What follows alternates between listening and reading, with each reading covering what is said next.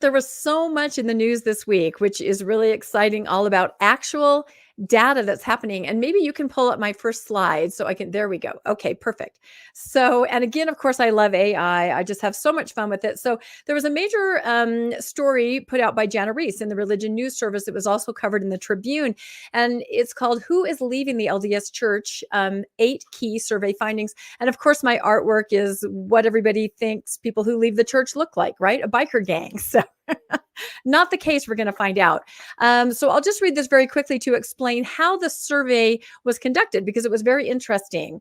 The people who conducted it, Josh Coates and Stephen Cranny, wanted to know more about members and former members of the Church of Jesus Christ of Latter-day Saints. They had to strategize about the best ways to reach them. More and more people aren't answering surveys either by phone or online. Well, that's true, I think. So reaching a small minority population like Latter-day Saints is notoriously difficult. So they resurrected an old school methodology. And if you're viewing, you can see my graphic here. They sent 80,000 physical postcards to randomly selected households in the Mormon corridor, Morador, and supplemented with targeted Facebook ads to a Utah audience. Both methods led respondents to take an online survey that was then weighed to be representative of the LDS population. After they removed late and invalid responses, they had a sample of 2,625 current and 1,183 former Latter-day Saints. So the data that we're going to go over right now is based on this survey that basically came from postcards, which I think is really cool and old school. So there were 8 key findings, and these were just fascinating to me. We hear all kinds of data about people that have left, people that stay, why people leave, but this is a really good survey with, I think, some really accurate findings.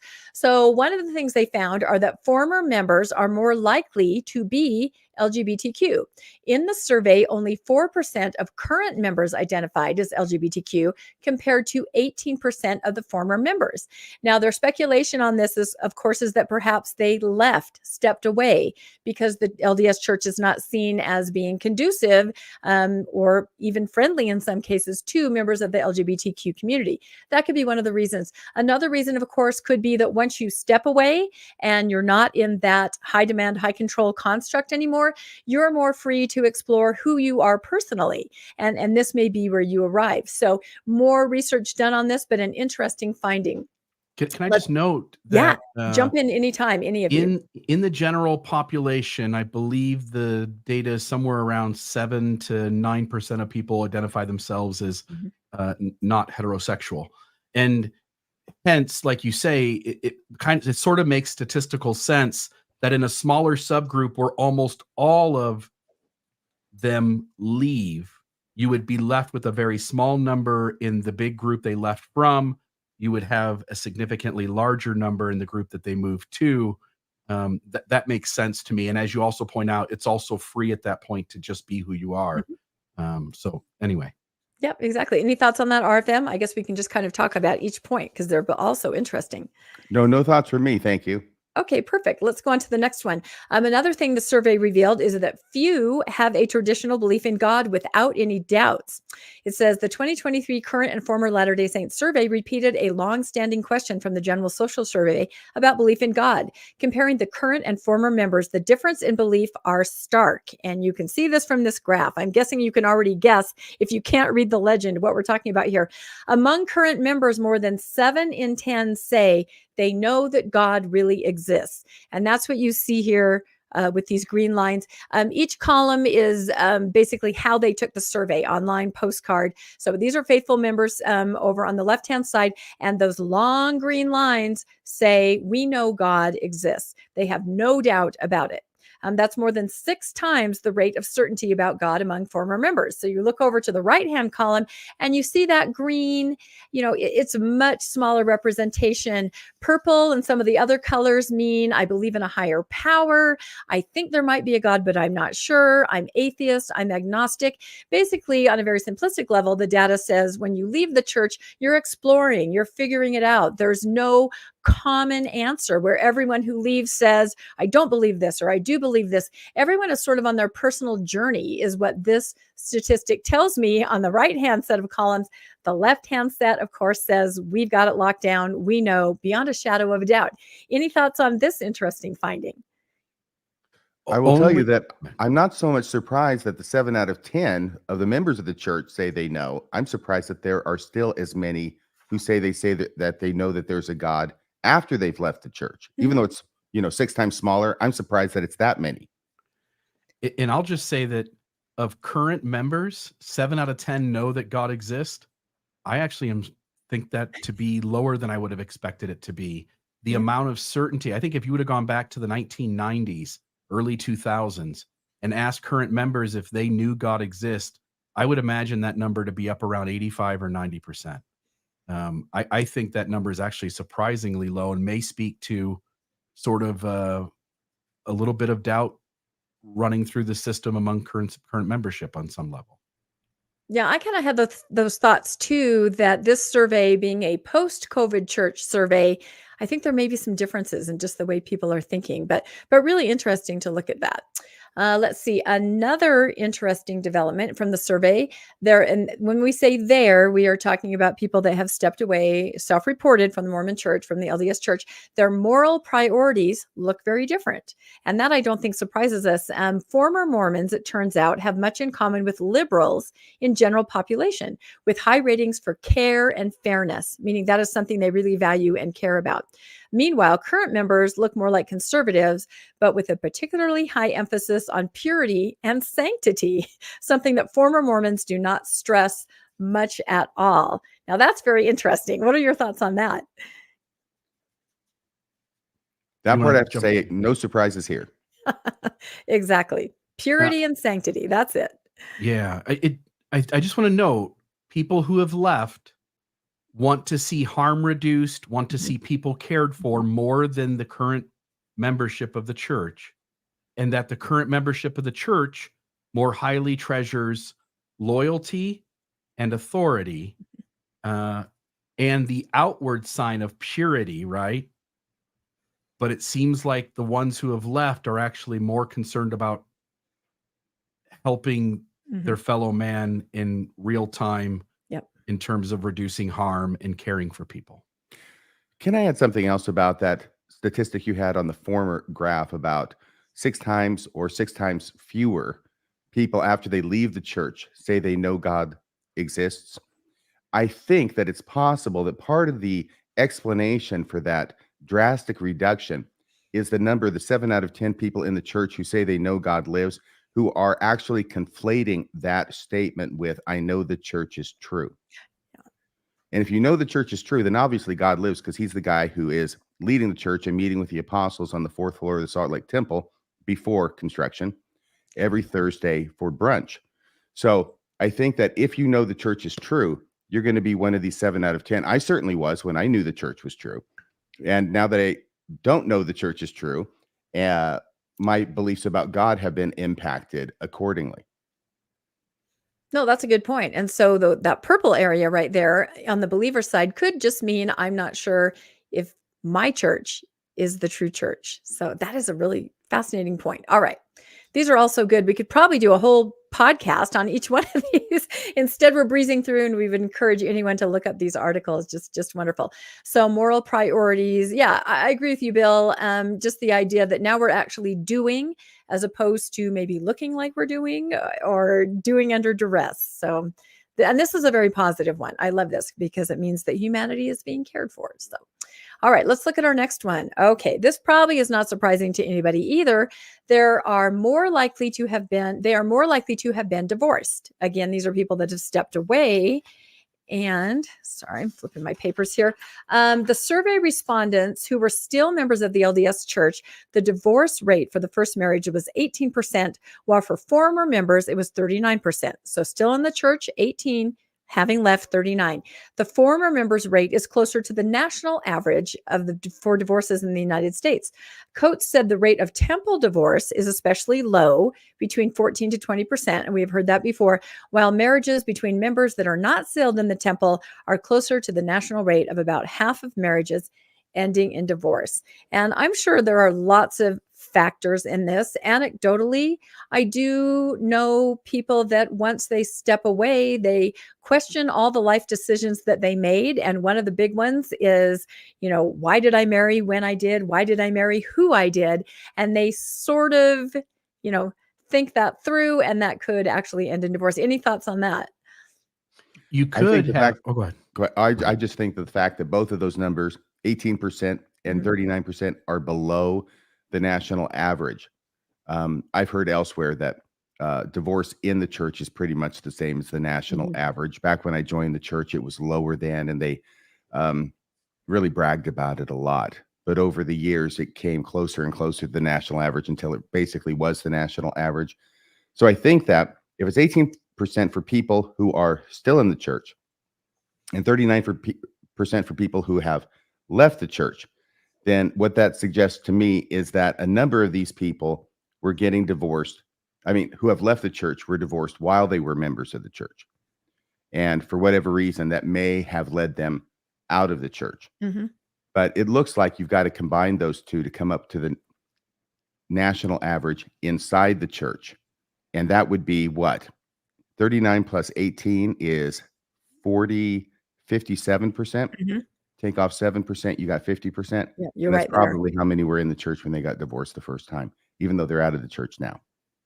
And I'll just note that the people that were responding from the position of being out of the church, those that have gotten divorced, at least some number of those divorces, and maybe some significant number, were their spouse was in the church. In other words, a mixed faith marriage. Yes. And we sort of recognize that while the church touts that the divorce rate is extremely low in temple marriages, the church would also, on the other side of the coin, if it came clean, would have to acknowledge that it does a lot of tactics that put a lot of extreme pressure on one spouse when they leave versus the other spouse who stays and is now trying to draw a line in the sand, feeling they need to sort of support the church and be loyal to the church rather than to their partner.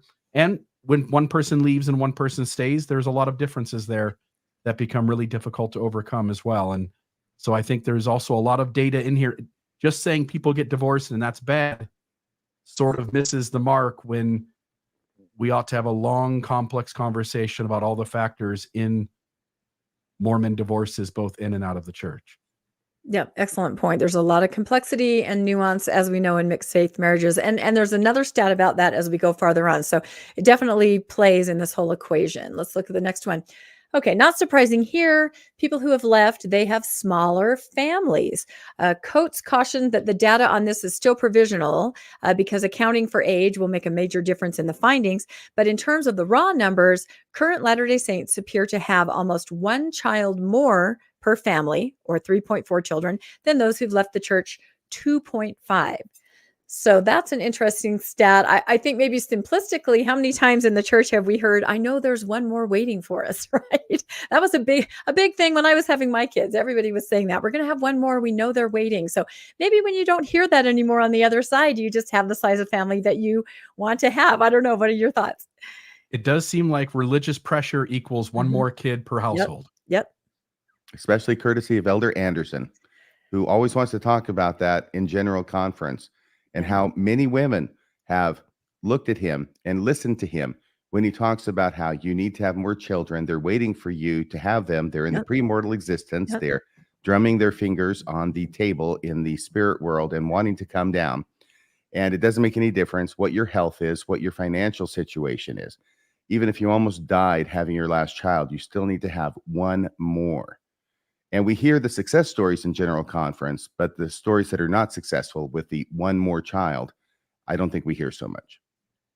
No, we don't. And I know that's a reality. That was one of the more devastating events of my life, where my friend went down that path and did pass away because of complications. So it's a reality. It's a reality. It really is. That's one of the stories, those very sad stories that you're not going to hear in general conference. Yep, that's exactly right. All right, let's move on. Many say they have left the church because of historical issues. Now, this is the one I was most interested in, because there's a lot of a lot of information out there about why people have stepped away. They want to sin. The new one with Brad Wilcox, it's just trendy and cool. They're too lazy, all these different reasons. But here, this survey actually seems to give some of the answers that I'm familiar with in talking with people and hearing their stories. It says the top 3 reasons for leaving in the survey: number 1, history related to Joseph Smith; number 2, Book of Mormon; and number 3, race issues. So this is, I think, one of the only times where I've actually heard these listed out in some kind of survey. You always hear the other lazy learner type anecdotes. What do you guys think about this? I think that Joseph Smith looks like Landon Brophy and Joseph Smith had a baby. I don't know what happened. That was my AI and it just came out. That's really funny. Well, that book, is that a Book of Mormon? Because it's freaking me out, the 3D it's doing. It's like something that should not exist in the natural world. I know. And he probably has too many fingers and thumbs. I don't know when AI is going to fix that. I don't know why that always happens. But you know that the huge survey that John DeLynn was involved in, I think that was back around 2013, so around a decade ago, that they did have actual reasons. And I think the top one, it had to do with your age. Younger people were more concerned in leaving the church over social issues like LGBTQ issues. And older members of the church were predominantly more leaving over the issues of polygamy and finding out how it was that Joseph Smith actually practiced that principle. Yep, I think that's true. And I was kind of surprised that one of those didn't include treatment of people or, as you said, LGBTQ issues. And so, again, we don't know exactly the demographic of the sampling. We're not sure. Maybe this indicates that it skews a little older. I'm not sure. Any thoughts on that, Bill? Say that again. I was looking at the comments and seeing if Landon was chiming in about my Joseph Smith comment. So he might be. I know he had to jump out of the chat for a little bit, so we'll rewind for him. So no, I just wondered if you had any comments on those reasons, because I know they didn't really touch on any of the more treatment of people or things like that younger people might be interested or more concerned about. But yeah, I think you have to sort of separate them age-wise. I think the church has done a really good job of creating different Mormonisms for different age groups. And just, I think, in the last maybe year or so, kind of collectively putting the Come Follow Me manual as one lesson for everyone. Now you'll start to see membership all sort of be on the same page moving forward. Obviously, the older generations still are going to hold on to a lot of the things that were taught in the 80s and 90s, early 2000s. History related to Joseph Smith, I think the primary one there that we all see is Joseph Smith's polygamy. Book of Mormon not being an ancient text, and the race issues. The church will forever be plagued by its past stances on race until it apologizes. It refuses to apologize, hence it will make race an issue forever and ever and ever. The church can simply apologize, say it did wrong, say prophets aren't always the best litmus test for truth, and then we could all start to move on, but they'll never do that. So yeah, the LDS church is like the Fonz on Happy Days. He just can't say he's wrong. Does anyone still know who the Fonz is? I mean, I do, obviously. But Arthur Fonzarelli? Look it up, everybody, if you don't know. So, yep, great comment. So. He jumped the shark, right? Yeah, he jumped the shark. Hey, that's right. I knew that in real time, that was the end of that show. Yeah. Oh, do you know what? I did too. I witnessed the jumping of the shark, and I didn't have those words exactly, but I thought they've really gone too far. I think is how I thought of it. Yeah. Yeah. Yep. This is beyond cool. This has gone so far beyond cool. It's now dorky. And then the word jump the shark, that's where it comes from. In case anyone didn't know, that literally is where the term jump the shark came from. That Happy Days episode. All right, let's move on. Okay. The vast majority has no interest in returning to church activity.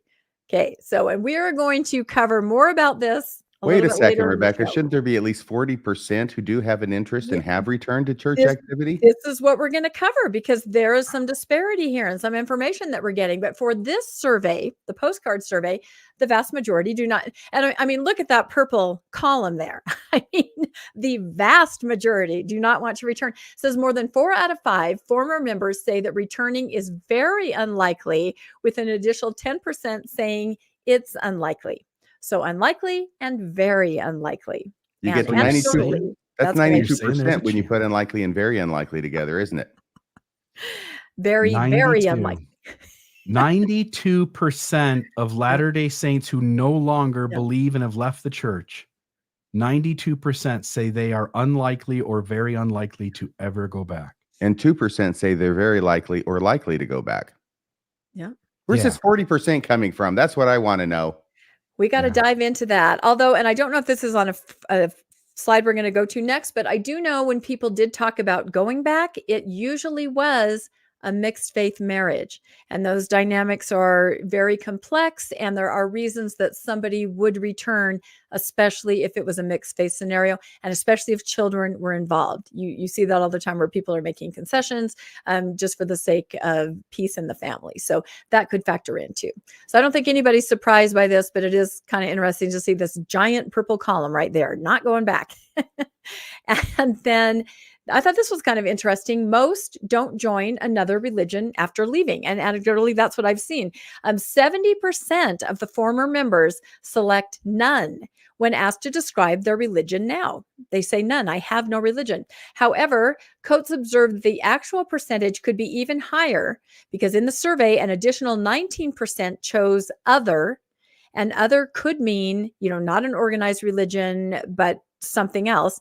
And then some handwritten responses sometimes were compatible with none. So they kind of wrote out what they were doing now. So, and I like my AI, she is running away from a church as fast as she can. But, I do know people that sometimes land for a while, maybe in another Christian church, or they try something, but almost everyone I know, they've just moved past religion. They may have personal spirituality, of course, personal beliefs, practice their own form of religion and spirituality. But as far as organized religion, they just don't want any part of it. What have you guys seen? Well, it's like I say, I didn't spend 40 years digging my way out of San Quentin to turn myself in at Alcatraz. Yeah. So to the first part about people leaving, I've said forever. I mean, there are people who've done this longer than me, but I've been doing this sort of analysis for 11 years. This road only, and I've talked to, at this point, a few thousand people face to face. This road only goes one direction, and that graph shows it. In terms of joining another church, I gave the Community of Christ a try for a while, for a few months, and I wanted something Mormon still, but I had given up most of my literal beliefs in God, or for sure Mormonism, Jesus, historical Jesus, and all of that. And once you deconstruct one religion, you now have the tools to deconstruct all of them. And hence the data doesn't surprise me at all. Yeah. And it happens pretty quickly. I find usually people, they jump to another and then they're able to deconstruct that right away too. So yep, I don't think we're surprised by that at all. So I think that brings us to the end of our 8 interesting findings from the survey. Now, at the same time, like I said, it was a big 2 weeks for information and data about people staying and leaving. We see this, somebody on Twitter says, making keeping commandments cool again, exploring the stories of XX Latter-day Saints. And somebody has said, and we'll talk about this article in a minute, 40% of people who leave the LDS church actually end up returning. And I think you threw in a clip, didn't you, Bill, so that we can see that in real time? Yeah, let's look at this information. Again, coming out the same time as this survey. I mean, as well, that we did not expect is about 40% of people who leave actually come back. And that's something that no one talks about. So just FYI, the gentleman here speaking is one of the, I'm going to say, assistant researchers with the project. And we'll show, I think, some of this data here coming up. But we just shared the data coming out from Jana Reese. And this data is coming from a different direction. This was a study of BYU students. And again, I'll let you say that. But what surprises me here is that the data on these two sides are just so different. They are claiming that somewhere in the high 30s, up to 40% of people come back to church after leaving it, not believing anymore. Yeah, there couldn't be more of a difference in the data. And who are we supposed to believe? I don't know. Let's go on to our next slide. Let's see. We'll pass this right here. I feel like I should believe the guy who looks like he hasn't shaved for the first time in his life yet. I think that might be it. So this article that we're talking about that came out about the same time is Making Keeping Covenants Cool Again, exploring the stories of XX Latter-day Saints. And so to be an XX Latter-day Saints means that you're no longer an X, you have returned. This is by Jacob Hess, and this was in the Deseret News. So very interesting, this data. As Bill said, it just seems to be completely contrary to what we just heard. Contrary, this is from this article, to the presumption that once you leave, you don't come back. Professor Sam Hardy at Brigham Young University points to 3 different data sets that suggest a significant subset of people who leave do come back. In Hardy's own 2023 nationally representative survey of 2,030 U.S. adults, now, it doesn't say Mormons, it just says U.S. adults, he estimates that 35% of the sample who reported stepping away from religion, 22% had reconverted. And in the National Study of Youth and Religion, professors at the University of Notre Dame and the University of North Carolina at Chapel Hill followed a nationally representative sample of thousands of American teenagers. That's the key. These are teenagers across a decade starting in 2002. Out of 2,207 teenagers who first identified as committed to their faith, 11 reported stepping away after 3 years, but after another 3 years, 36 had come back. So they're kind of using this data, which is not Mormon-centric. It's just people in general and religion to show that, yes, some people do leave their religion and some people do come back, but they're presenting it in a really hopeful way. Let's read this next part of the article. And these are my AI versions of troubled teens. In fact, it even says rebellious teen on his shirt. A similar longitudinal study by professors at Brigham Young University, the Family Foundation of Youth Development, followed 1,600 families from Utah, Arizona, and California starting in 2016, 61% identifying as Latter-day Saints. So in this survey, we are talking about people who are members of the church. Of those teenagers, again, teenagers, to me, that's a different issue, who reported being religious at first, 10% stepped away 2 years later. Of that subgroup, 19% came back within another 2 years. These shorter-term studies don't account for people who return to faith after longer spans of time or who leave again after coming back. So this is presented as, very positive data, but to me, it's almost apples and oranges. What do you guys think? Well, I'm not good at statistics, and I've proven it many times on this show. But I know it's 61% of these identify as LDS. But even if 100% had, okay, and it's not 100%, I know that. But if 10% step away, and then of that 10%, 19% come back within 2 years, we're talking about 1.9%, right, who come back. Is that right? I think that's it. Of the total number. So it's a very, very small number who end up coming back. And frankly, we all know people, although I think it's the exception rather than the rule, who have gone back to church. Mm-hmm. One of them is Don Bradley. Yep. Another is a friend of mine from college days who's come back to the church. He stepped away from it, was a big anti-Mormon for a long time, many decades. He's come back, got a great miracle story about the things that happened and God blessing him. So he came back to church. Mm-hmm. That's 2 people that I know of, but I don't know. The vast majority of people that I am aware of don't go back to church, have no intention of going back to church, and would think that going back to church would be the last thing they would ever do in this or any other lifetime. Yeah, ditto. The idea that 40% return, again, the other study you said was 35% stepped away, 22% of the 35% came back. As you're pointing out here, RFM, 19% of the 10% came back. Even using their data, I can't come to the conclusion that 40% come back. Also, when you look at children, when you look at young adults mm-hmm. who said they were religious at one point while they were Maya maids or deacons mm-hmm. or teachers, they step away from church for whatever reason that kids or young adults do. And then suddenly you're starting to grow up and you're going to get married or you're going to start trying to adult. It makes sense that they would go back to church and give that a shot. But that's a very different story than the 35-year-old, 45-year-old, 55-year-old member of Relief Society or the Elders Quorum or the High Priest who comes to the conclusion after a lot of research that this thing is complete bunk. Yeah, that was my thought. I thought, we're talking about younger people, transformative time of life anyway, back and forth. And I even said that. I said, show me somebody like my co-host on Mormonish Landon, 50 years old, finds the book of Abraham, spends 4 years studying, 4 years to try to stay in, for his family and his kids and everything. Show me that person who finally stepped away at extreme expense, for everything in his life. He's not represented in this kind of survey. So, and I think about, there's a book called The God Virus. It's written by Dr. Del Rey. He's not LDS.